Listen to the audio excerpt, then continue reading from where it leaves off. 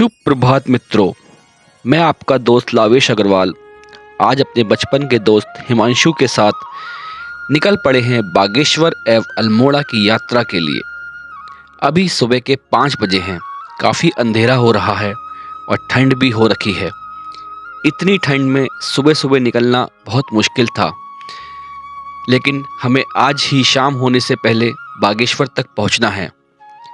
इसी के साथ अल्मोड़ा के कसार देवी मंदिर के आगे से होते हुए हम पहुंच गए हैं बागेश्वर की तरफ और बढ़ रहे हैं अपनी मंजिल बागनाथ मंदिर के लिए।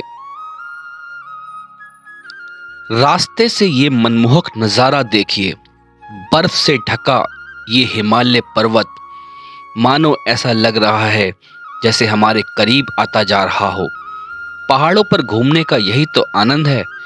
घुमावदार रास्तों पर बाइक चलाना और उन रास्तों से जब ये मन को लुभाने वाले दृश्य दिखाई देते हैं तो दिल को सुकून मिल जाता है।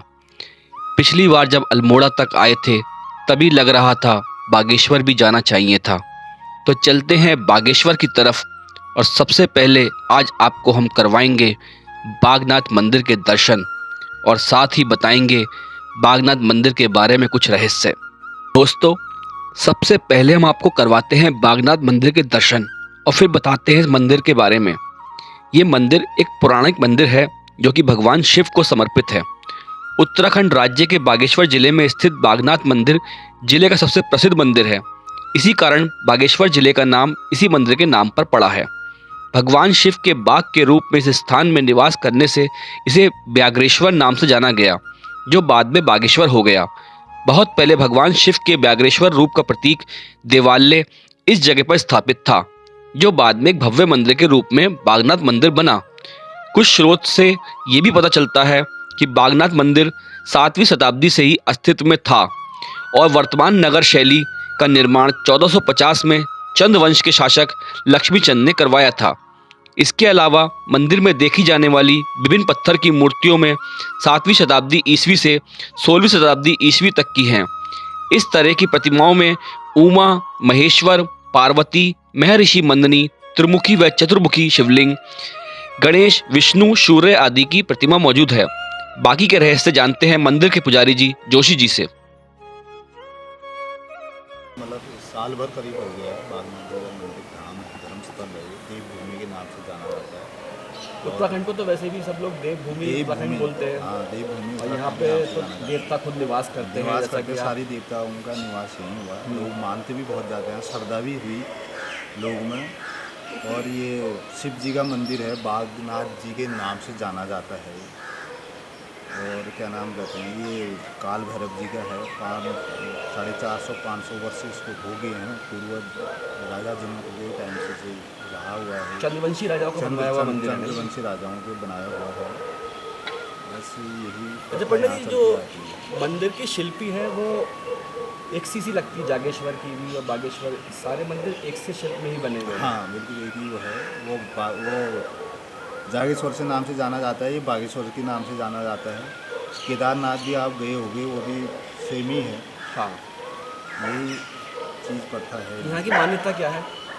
मान्यता यही है, बागनाथ जी के नाम से जाना जाता है। मतलब यहाँ पे जो लोग आते हैं उनकी मन्नत पूरी होती है। पूरी होती है, जब लोगों की मन्नत पूरी होती है लोग तभी अपनी श्रद्धा भावना से आते हैं। तो यही है। चलिए, आपसे मिलकर बहुत अच्छा लगा पंडित जी।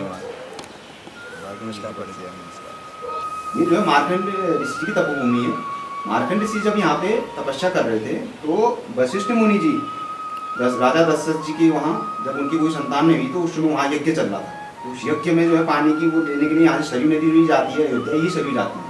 तो इस सरयू नदी को लेने के लिए यहाँ आए थे। सरयू नदी को जब ले जा रहे थे तो मार्कंड ऋषि जी तपस्या कर रहे थे रास्ते में, तो ये अवरोध बन रहे थे। तो माँ सरस्वती क्या कहते सरयू माता ने कहा कि मुनि जी मैं इससे आगे नहीं जा सकती हूँ क्योंकि इनकी तपस्या भंग हो जाएगी, तो मेरे को श्राप देंगे, क्या होगा मेरा, पता चले जाऊंगी या मैं सूख जाऊँ, क्या होगा, मैं इससे आगे जाने यहाँ पे गंगा रुक गई। तो मार्ग खोलने के लिए, हाँ, मार्ग खोलने के लिए वशिष्ठ मुनि जी ने जो है भगवान भोलेनाथ जी की स्तुति करी। उनकी जब स्तुति करी तो उनकी स्तुति जब करी तो भगवान भोलेनाथ जी प्रकट हुए।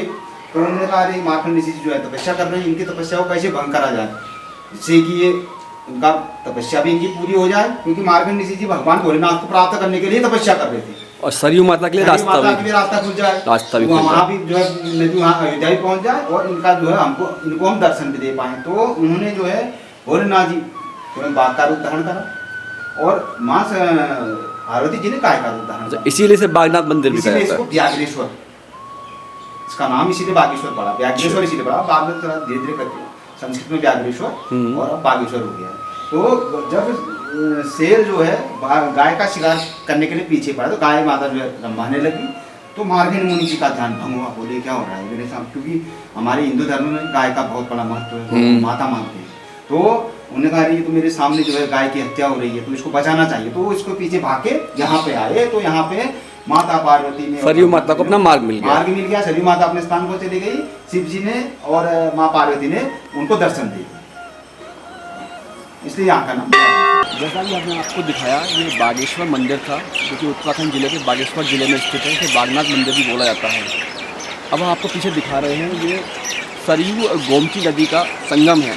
कहते हैं यहाँ पे सरस्वती नदी लुप्त है। बागनाथ मंदिर के बराबर में ही सरयू और गोमती नदी का ये संगम सबको अपनी ओर आकर्षित करता है। ऐसा माना जाता है कि सरस्वती नदी भी इसमें विलुप्त है। शेल राज हिमालय की गोद में गोमती एवं सरयू नदी के संगम पर स्थित ये मंदिर मार्कंडेय ऋषि की तपोभूमि के नाम से भी जाना जाता है। भगवान शिव का आशीर्वाद प्राप्त करने के लिए श्रावण के पवित्र महीने में विशेष रूप से महाशिवरात्रि पर और हर सोमवार को बागनाथ मंदिर में भक्तों की एक बड़ी संख्या लगी रहती है। दोस्तों, अभी हम आपसे विदा लेते हैं और मिलते हैं अगले ब्लॉग में, जिसमें हम आपको बैजनाथ मंदिर के दर्शन करवाएंगे। ब्लॉग पसंद आया तो लाइक करें और चैनल को सब्सक्राइब करना ना भूलें। हर हर महादेव।